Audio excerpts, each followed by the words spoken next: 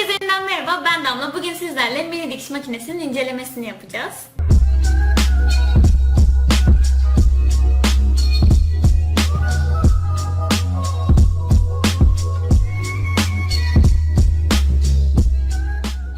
Daha önce bir videomda bu makineyi göstermiştim ilk dikiş makinem olarak. Ondan sonra biraz merak edilmiş galiba. İstek geldi. Ben de böyle bir inceleme videosu çekmeye karar verdim. Ben bu makineyi yaklaşık 5 sene önce almıştım ve hala kutusuyla duruyor gördüğünüz gibi. Çok fazla değer verdiğim için kutularını atmamaya çalışıyorum bu tarz makinelerin. Hatta içinde garanti belgesi falan bile var.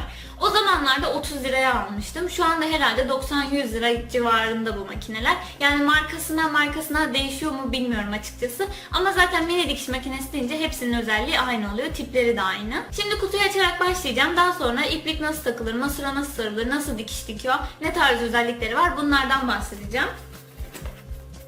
Kutuyu açtığımda, benim kutum birazcık yıpranmış 5 senelik olduğu için, böyle bir minicik, oyuncak gibi çok şirin bir dikiş makinesi çıkıyor. Her zaman odamın baş köşesinde duruyor. Zaten Instagram'a bir hikaye atmıştım, böyle atölye olarak düzenlediğim bir alanı. Orada da kitaplığımda işte kumaşlarımın yanında falan bu duruyordu. Yani gerçekten görüntü itibariyle tatlı bir makine. Çok seviyorum. Kullanışlı mı? Hayır, kesinlikle değil. Öneriyor muyum? Hayır, kesinlikle değil. Ama ilk göz ağrım, onu çok seviyorum.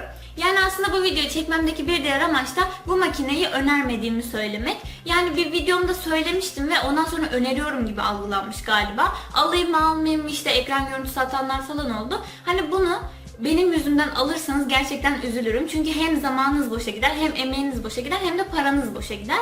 Yani önermiyorum. Çok seviyorum ama önermiyorum.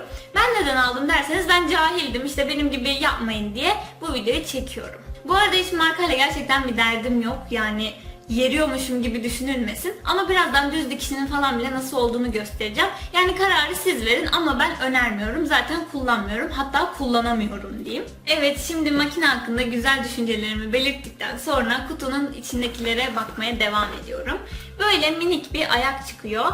Burasından bağlanıyor. Zaten birazdan ayrıntılı bir şekilde göstereceğim. Minik bir pedalı var. Diğer makinelerin minimali gibi düşünün. Daha sonra şöyle minik bir adaptörü var. Buradan prize bağlanıyor.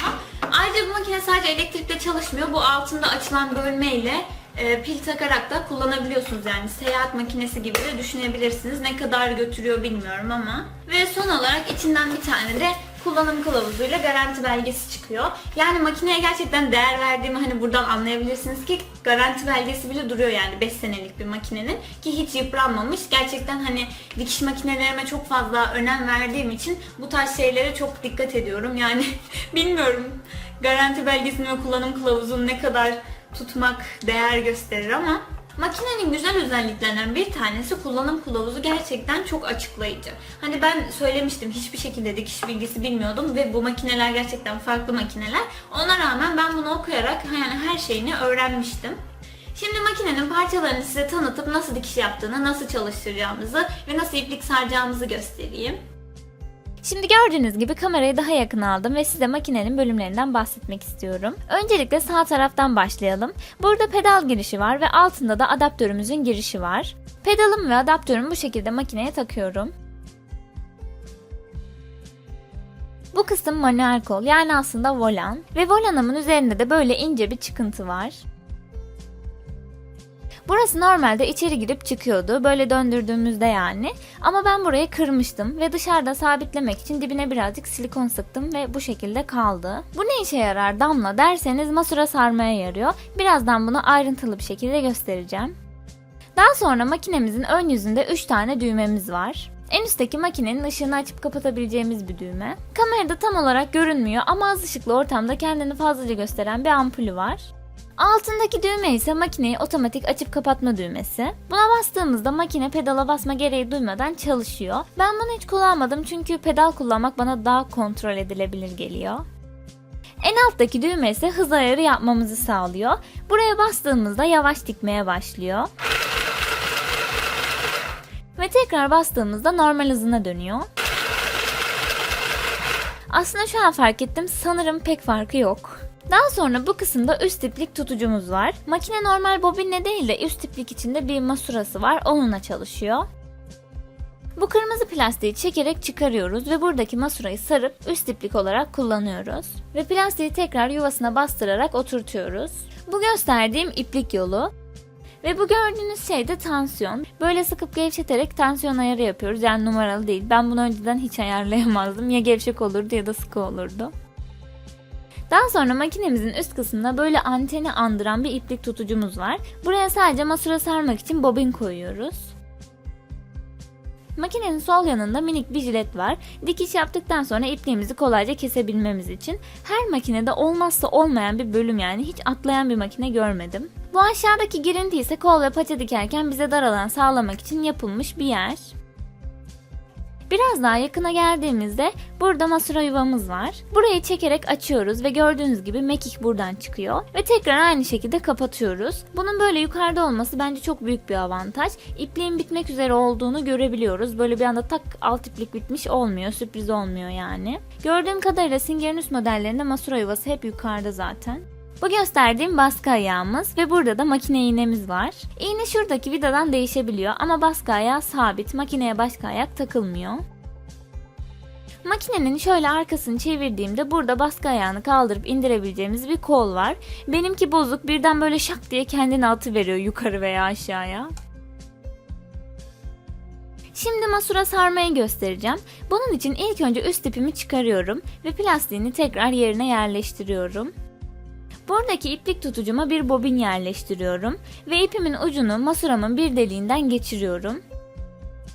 Burayı birazcık tutacağım, yoksa sarmaya başlayınca ip fırlıyor. Volanımın üzerindeki çıkıntıya masuramı yerleştiriyorum. Zaten sıkışıyor burada. Daha sonra ikisinin arasındaki ipi tutuyorum çünkü kendi haline bırakınca gevşek sarıyor veya alt kısma sarıyor. Pedalıma basarak makinemi çalıştırıyorum. Biraz sardıktan sonra masuranın deliğinden kaçmaması için geçirdiğim ipi koparıyorum ve ortadaki ipi tutarak sarmaya devam ediyorum.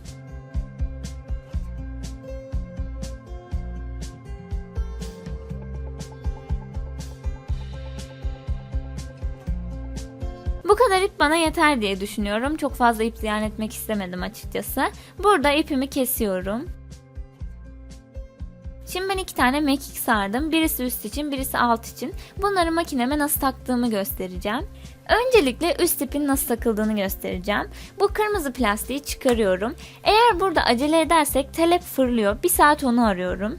Ona dikkat ederek yavaşça çıkarıyorum. Ve ipliğim saat yönünde olacak şekilde kırmızı plastiğe takıp tekrar yerine yerleştiriyorum. İpimi birinci delikten geçiriyorum. Tansiyona geldiğimde tansiyonun üst kısmından geçiriyorum. İkinci delikten devam ediyorum.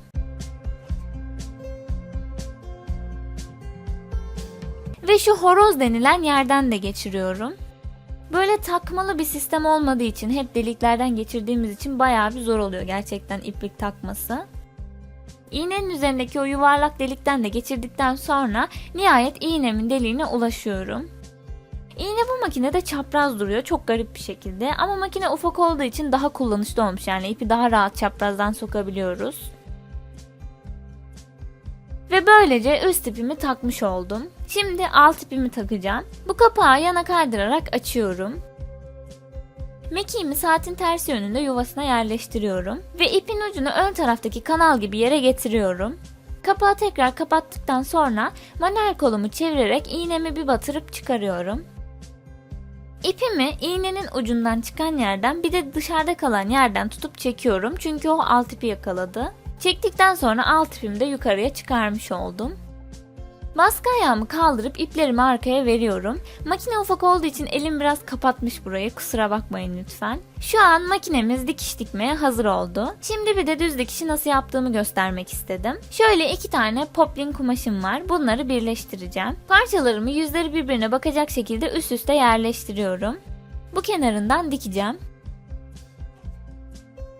Kumaşımı baskı ayağımın altına yerleştiriyorum ve baskı ayağımı indiriyorum. Volanı çevirerek iğnemi bir kez batırıyorum kumaşa. Eğer bunu yaparsanız iplik fırlamaz. Bu makine için değil, bütün makineler için geçerli. İplerimi düzeltip pedala basıyorum ve yan kenarı boydan boya dikiyorum. Dikişimiz bittiğinde makinenin geri dikişi olmadığı için sağlamlaştırmak adına ben böyle ayağı kaldırıp diktiğim yerin biraz gerisine yerleştiriyorum ve tekrar dikiyorum. Arasında uzun bir ip kalıyor geriye doğru direkt yukarıdan aldığımız için. Oradan da zamanla sökülme oluyor ama yine en sağlam yöntem bu bence. Onun için bence gerçekten çok önemli şeylerden bir tanesi makinenin geri dikiş tuşunun olması. Diktikten sonra iplerimi kesiyorum. Gördüğünüz gibi böyle bir dikiş yaptık. Çok sağlam değil zaten, belli oluyordur. Ama eğer ben sökük dikeceğim, sadece kıyafet işine girmeyeceğim, baştan kıyafet dikmek istemiyorum derseniz de kullanımı bu şekilde. Ve makinemin özellikleri bu kadardı. Umarım sorularınıza cevap verebilmişimdir. Tekrar söylüyorum, makineyi kesinlikle önermiyorum. Eğer kıyafet dikmek istiyorsanız özellikle önermiyorum. Ama çok seviyorum. Hani kimse yanlış anlamasın bir markadan dolayı falan diye. Sadece çok fazla kullanışlı olduğunu düşünmüyorum. Zaten siz de videodan gördünüz. Eğer hani hala bu benim işime yarar diyorsanız karar sizin. Eğer daha fazla ürün inceleme videosu istiyorsanız videonun altındaki beğen butonuna basmayı, fikirlerinizi yorumlarda benimle paylaşmayı ve videoların devamı için de kanalıma abone olmayı unutmayın. Kendinize çok iyi bakın.